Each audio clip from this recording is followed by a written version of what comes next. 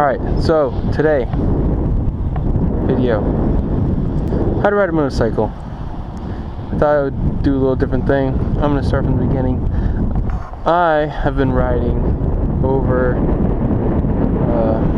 don't know, a year, 5 months, year 4 months, something like that. I put a lot of miles down my bikes. I bought a 1000 not too long after I started riding,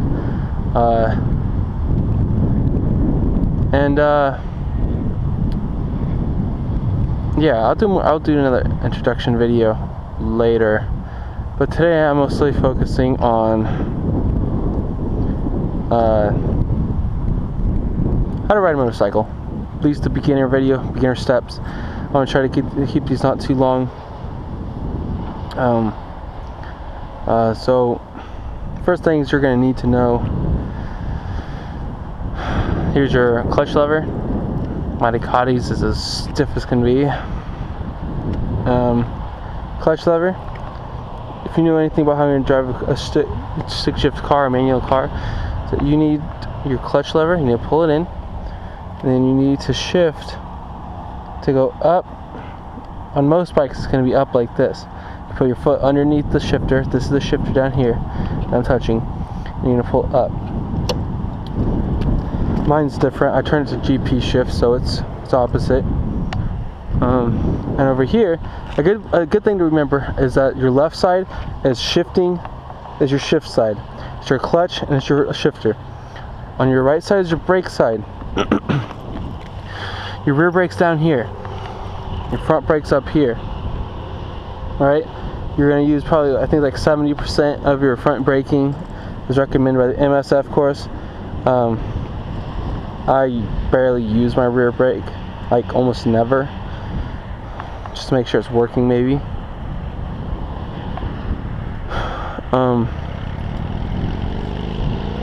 So that's the basics. Remember, your right side is your braking side. Your front brake should be most of your braking. When you apply it, don't just grab it. If you grab it, you're going to go down, you're going to lose traction in your front, and you're going to die. That's it. You lose traction in your front and you're dead. They say you can save an MSF course, most people just die. So you want to grab it, and you want a gradual force on it. You can start getting on it pretty hard, remember that. And your rear brake, they say if you lock it up, not to release it. If your rear end's still behind you, go ahead and release that sucker. Now, that's my opinion, at least. People will argue with that. So that's the basic controls you're going to need to know. Also, I guess you're going to want to know your kill switch. Your kill switch is always on your right side, at least on street bikes, and your starter's right below it. On this side, you're going to have your high beams. Your flash to pass light is a little lever over here, inside, and then your signals. Push it over, click it in to release. To stop signaling. Push it over, click it in to stop signaling. And then your horn's right below that. Alright? Those are your very basic controls. Alright, one more thing. Proper riding gear. Let's talk about this. I saw this guy just a minute ago at Radio Shack, and I come out and he's riding a scooter. You know, granted, it's only a scooter, but the guy gets out and is on his little scooter, and he has a bicycle helmet on. That is not appropriate riding gear. He will die, and I don't even think it's technically legal. It might be a dot-rated helmet for riding a bicycle, but it is not a DOT helmet for street use. Not that I know of, at least. I don't care, even if it is, you should not be wearing that. Gloves, my opinion, a must. Have to. Don't wear stupid mechanics gloves. They were fine for working on your bike, but they're not good for a wreck. Gloves have an all leather palm, at least, and leather wrapping up the side of the fingers. They're going to have reinforced leather in the areas where you're going to contact the pavement. You need them. Now you can get vented ones, so they're all nice and cool, and then ones with carbon fiber knuckles that look awesome. You remember that. Jackets, I wear leather, and it's probably 80 degrees or more out here. I just always go out in leather. Maybe if I'm just running, because right now I'm in Grants Pass. I live in Rogue River. If I'm just running, well, right outside of Rogue River. So if I'm just running the mile or two to town, I probably won't wear one. I might, especially if I've already been riding today. I'm like, you know, I don't really want to get all uncomfortable. I don't. That's not smart, and it's a personal choice. But I always wear my gloves, long pants, and at least tennis shoes. Never wears flip-flops. That's just stupid. All right. One thing you'll learn about me is I'm opinionated, and you'll probably either love it or hate it. Probably hate it. Anyways, I can also be a little odd, you know. All right. So, a little bit more. You're gonna get on.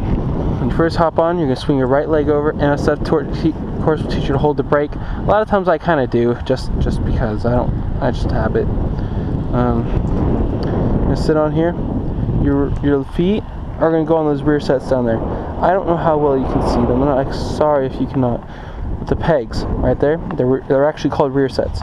You put your feet on those, and that's where you can access the shifter from. Put your kickstand up. You do not want to take off with your kickstand down. Most bikes have a kill switch, so if you put in first without the kickstand up, it will kill the bike. So, to start your bike, you're going to turn the key. This might seem stupid to people. Make sure your kill switch is off. Alright? Some bikes require you to hold the clutch in, not all. I cannot remember if this one does. This one does. So I pull the clutch in. There's been some that don't. Oh, and this bike also, you can't wait too long to start it. Alright. Now you've started it. You push the start button. Alright? You'll have oh, it is in first gear. What do you know? Excuse that. I did not know it was not in neutral. Anyway, so you're gonna start off in neutral. It is in neutral. The neutral light is on. And let it out. Since you're in neutral, you're gonna pull in the clutch.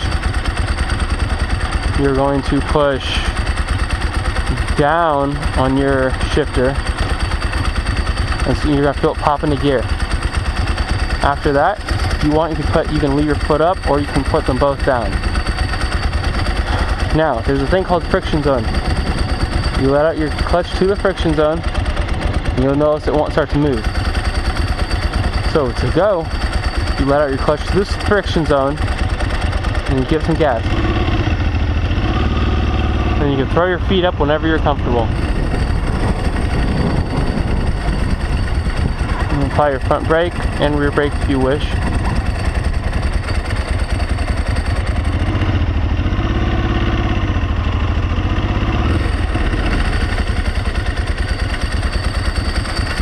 That's how you go. That is going to get you rolling on a motorcycle. Now, there are more things that have to do with riding a motorcycle. There's countersteering. You need to know countersteering before you take it above 15 miles per hour. Alright? But this video is basics.